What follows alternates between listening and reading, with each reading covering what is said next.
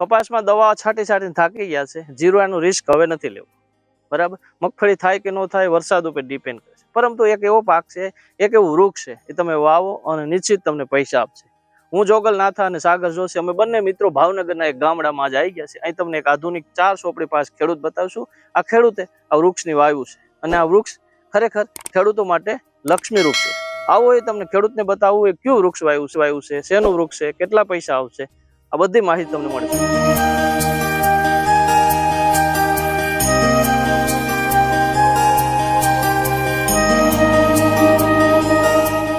ભણેલા તો ભાડે ને મળતા માણસો બહુ કોઈ ભણેલા તમે 10,000 માં 5,000 ને નોકરી ભણેલું શું છે, ભણેલું કે ભણેલી જ બધું થાય. ભણેલા ભાડે તમે જોતો ભણેલા ને મળતો ભાડે.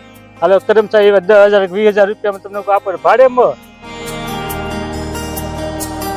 પણ તમે આમ 4-5 છો તો તમે મને એવું લાગે કે થોડું ઘણું હોશિયાર તો છો, નહીં તો એટલું બધું પહોંચી ન હોય. વાં ગ્રીન હાઉસ છે, અહીંયા આ છે, આ ચંદનની આ ખેતી છે, પછી વાત તમે કીધું ને પેશન ફ્રૂટ છે, એટલે એવો શોખ કઈ છે અથવા તમને એવું હોય છે કે આપણે કંઈક નવું કરવું, એવું ખરું? એમને પ્રથમ પહેલા તો એક જે ખેતી છે ને એને માણસને પોતે એવો શોખ હોવો જોઈએ. એને બધામાં એકવાર આટો ન મળે ને તો એને આમ કાંઈ ભલે એને ગમે તે મળે. એટલે અમારે સત્તાવરી હતી સ્ટાર્ટિંગમાં, હવે 3 વર્ષનો મોલ.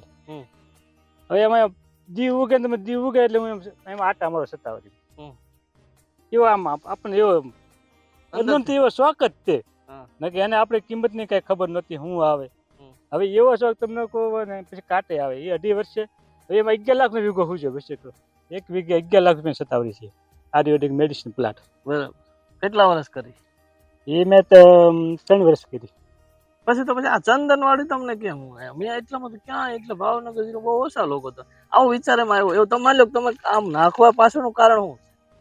નાખવા પાછું હવે જે ખેડૂત હોય એને બધાને સારું જ તમને કહું આશા આવે ને. જે વસ્તુ આપણે ખેડૂત છે ગમે કિંમતી વસ્તુ માથે વધારે ધ્યાન હોય ને. આપણે બધા ચંદન ને છે સારું, બીજા લાકડા કરતા તો એ કિંમતી વસ્તુ કહેવાય ને. હવે અમારે આપણા ડેંગરના પ્લાન્ટ હતો તો આ સેન્ટ્રલમાં તો હું ડેંગર પાવા પડે તો આ તો થઈ જાય ને. ડેંગર 10-15 વર્ષ રહે, 10-15 વર્ષ તમને આ છોડવા થઈ જાય. બરાબર. પછી આની અંદર આંતરિક પાક લેવા હાકટેટી છે, કાંઈ ને એમાં 500 મણ છે. આ તો એ પાક જ છે ને. હા, પછી ડેંગન થાય એટલે બીજા કરતા સારું પડે તો હું લેવા. પણ એમ નહીં, તમે એવું કોઈ વિચાર્યું કે આ ચંદનનું માર્કેટ કેવું હોય છે, ક્યાં વેચવા જાય? નહીં. કેમ?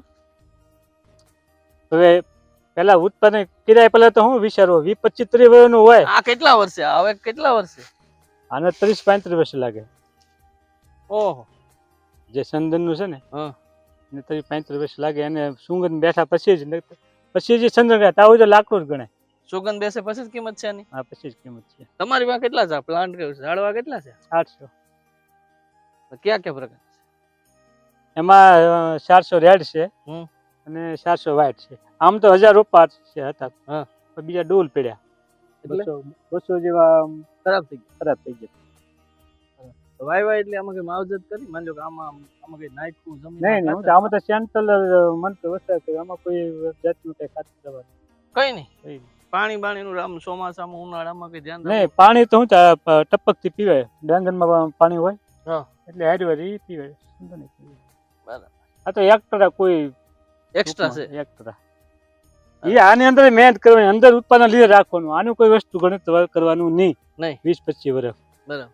હાલો તમને 10 વર્ષ કરોડપતિ થઈ જાય એવું કઈ છે નહીં. તો લોકો તો કે આ ચંદન તો સોના ભાર વેચાય એમ, તમે એવો કઈ ગણતરી જ નથી કરી? ના, એ ગણતરી ન થાય. નહીં. બરાબર. આ લાકડાની શું કિંમત હોય? તમે એ કઈ અંદાજ માર્યો કે? હા, લાકડાની તો કિંમત છે, પાક્યા પછી કિંમત એની બધી હોય. અત્યારે ન કહેવાય. અત્યારે કોઈ તો બીજા લાકડા જેવું લાકડું ગણાય. બરાબર.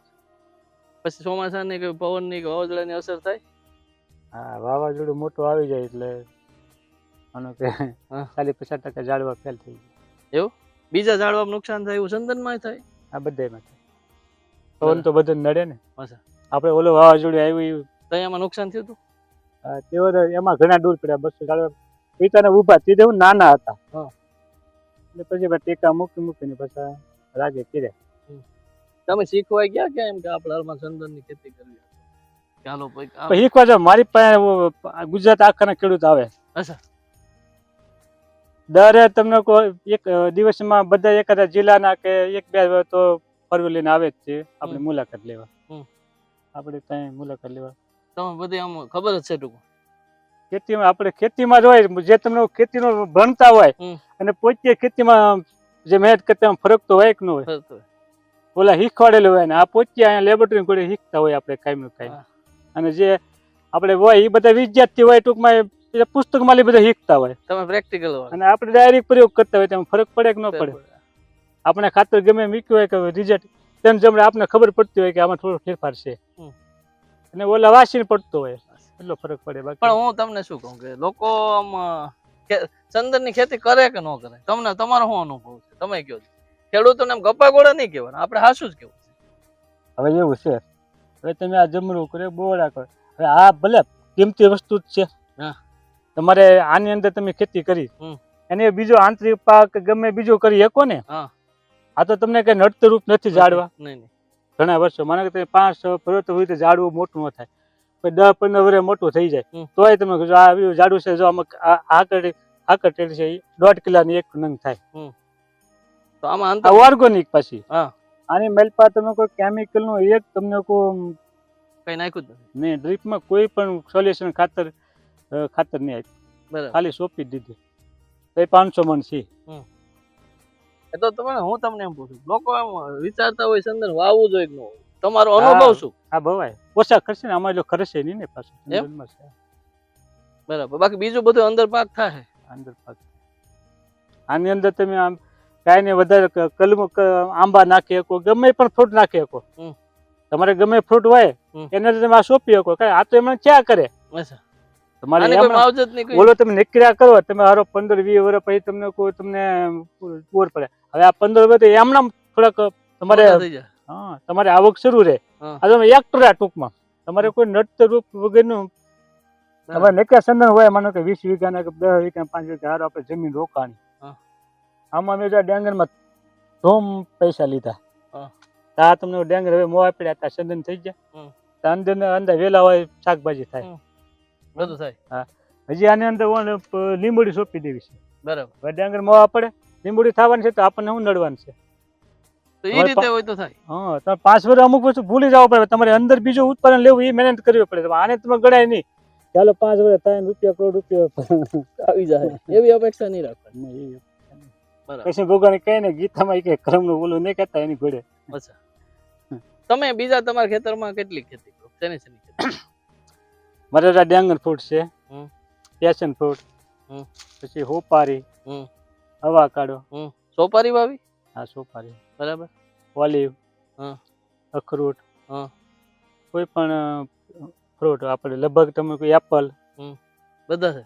હા એપલ આપણે અત્યારે મોટા ઘણા તો પાકી ઓલા ખરી ગયા એપલ રીતે. કેટલું ભણેલા? 4 જ? તો એવું લાગે કે વધુ ભણ્યો તો બહુ લેટેસ્ટ ખેડૂત થાય મોટો એગ્રીકલ્ચર થાય ત્યાંથી સારી ખેતી કરે. એમાં ક્યાં તમને ભણેલા તો ભાડે નહીં મળતા માણસો બહુ કોઈ ભણેલા તમને 10,000 માં 5,000 માં નોકરી ભણે એવું થોડું છે. ભણેલું જ કઈ ભણેલી જ બધું થાય. ભણેલા ભાડે મળે તમે જોતો ભણેલો નહીં મળતો ભાડે હાલો કર્મચારી એવા 10,000 20,000 રૂપિયામાં તમને આપે ભાડે મળે. ભણેલા ને એટલું બધું માઇન્ડ છે. ભણેલા શું કિંમત છે? ભણેલા તમને પોતાનો કેટલા ટકા તમને પોતાનો ધંધો કરે બધા ભાડે જ જાય કે. તો તમે એવું કઈ માનતા હું ભણેલો 400 તો બધું ભણેલા તમે 10,000 જોતો હોય તમે 20,000 રૂપિયા પગાર આપે ભણવા તમે બેઠા હોય તમારું કામ કરે. આપણે ખેડૂત કોઈનું કામ કરે આપણે આપણે કામ કરીએ. ભણેલો માણસ હોય તમે એને મળો તો મળે જ નોકરી મળી જાય. ગમે ગ્રેજ્યુએટ હોય અમુક હોય ને કે તમને ભાડે મળે હાલો તમે એનો પગાર 50,000 40 રૂપિયા તમને એ મળે તમને. ખેડૂત તમને હું હોય તો મળું તમને લાખ રૂપિયા આપે તો મને તો આ ભાડે મળે. એટલે ભણેલા હોય ભાડે મળે. તમારું મારે કેવું બરાબર તમે ન મળો ખેડૂત એટલે આપડે ગમે કે હું એટલું એજ્યુકેટ છું આવો છું તોય ભાડે મળે. એને 40 રૂપિયા પગાર આપો તમારે ઘરે કામ કરવા આવે. મને 50,000 પગાર લાખ રૂપિયા ખેડૂત ને કોઈ આપે તો કોણ તમને શેર સોંપડી હોય કે ગ્રેજ્યુએટ ભાડે મળે. ભાડે પણ મળે. ગ્રેજ્યુએટ એટલે એવું ને કે ભાઈ ભણી લીધો હોય તમને કોઈ એને બધું થઈ ગયું, એવું કઈ નથી. નહીં ભણે ભણેલ તો લાડ મળે એમ 5,000 10,000 20,000 મળે ભાડે. તમે કામ કરો લખો લાખ આવે તમારે, એટલે કોઈ એમ કરે એવું થોડું છે. તમને શું લાગે આજની ખેતી કેવી લાગે? તમારું શું? તમે ખેતી તો હવે થોડુંક આજનું કેવું લાગે આજના જમાના પ્રમાણે? આજના જમાનામાં ખેતીમાં તો સારું પણ થોડુંક આમ પ્રોબ્લેમ છે. શું પ્રોબ્લેમ? હવે કોઈને ખેતી કરે બધું સિટી વગર ભાગવાનું. સિટીમાં મજૂર છે ગમે એ છે, થોડું મજૂરનો બહુ પ્રોબ્લેમ રહે. માણસો ખેતી કરવી નહીં. અચ્છા. અને 500 રૂપિયા મજૂર આપો તમે તોય કોઈને નથી આવતા. એ પ્રોબ્લેમ ખેતીમાં છે. જાતે બહુ કરવું પડે, મહેનત કરવી પડે. બરાબર. પણ તો સિટીમાં રહી તો લોકોની સિટીના જીવન ધોરણ અને ગામડાના જીવન ધોરણમાં શું ફરક છે? સિટીમાં તો હું બધું રહે તો સિટીમાં ટૂંકમાં સિટી કહેવાય ફરવાનું. ગામડામાં તમને કોઈ એમ બધું ને વધારે બધા શોખીન સીવડ આવે કાલે સિટીમાં રહી. સિટીમાં બધું ફરવા બરવા બધું મળે. અને હવે થોડુંક અમુક મજૂરી અમુક મળે અને સિટીમાં થોડોક વધારે પૈસા મળે. એટલે હા, ગામડા કરતાં વધારે પૈસા મજૂરી મળે.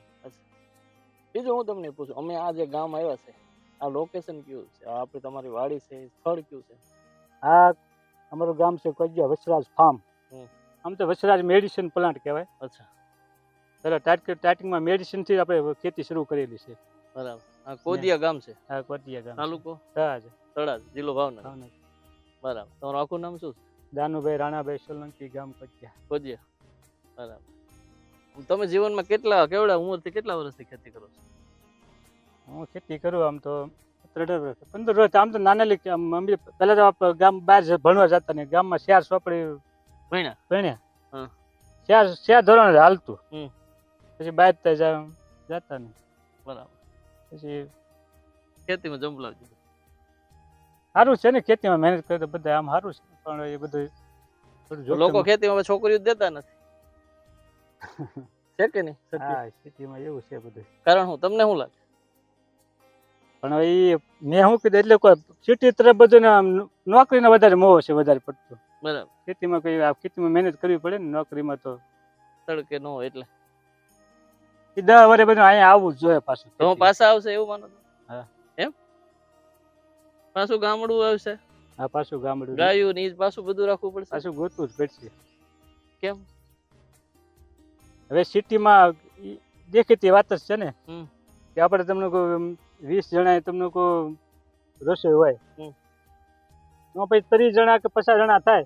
એટલે આ બધા 30% ખેતીમાં તમને કોઈ ખેતી જે ગામડાના છે 30% માણસો સિટીમાં વહી જાય. કેટલા? હા, 30%. હા, 30%. હજી આ 10 વર્ષ માની 5 વર્ષ હજી વધતા જાય. પછી તો નાય પછી એવું થાય ને ધંધા પછી તો છેલ્લે ખેતી પાછા આવશે બિસ્તરા બોટલા લઈ. આમ ચંદનની ખેતી કરે છે અને 4 ચોપડી પાસે. પણ મને એમ છે કે અનુભવી બહુ માણસ, એમને આ ખેતીની જે વાત છે દ્રષ્ટિકોણ છે સમજવા જેવો છે. હું જોગલ નાથા અને સાગર જોશી અમે બંને મિત્ર આજે અમે એ ગામડામાં આવ્યા છે. ભાવનગર જિલ્લાનું ગામડું છે અને એમની ખેતીમાં બધો વેરાયટી વાળે ઘણી બધી પ્રકારની ખેતી છે. જોયું જાણ્યું. અને ખેડૂતોને ચંદનની ખેતી કરવી ન કરવી બહુ હાલતી હોય છે સોશિયલ મીડિયામાં. એટલે અમે બી વિચારવું એક ચંદનની ખેતી શું છે, ફાયદા શું છે, શું ગેરફાયદા શું છે, કેવી રીતે કરવી, એના માટેનો અમારી આ સ્ટોરી છે. તમે જો સોશિયલ મીડિયામાં હોવ તો અમારી પોઝિટિવ વાત કરીને યુટ્યુબ ચેનલ છે અને ઇન્સ્ટામાં પણ છે. ફોલો કરજો, લાઈક કરજો, સબસ્ક્રાઈબ કરજો. બસ આટલું. ફરી મળશું કોઈ નવા ખેડૂતના વિચાર સાથે, ખેડૂતની વાત સાથે. ત્યાં સુધી રજા આપો. જય જય ગરવી ગુજરાત.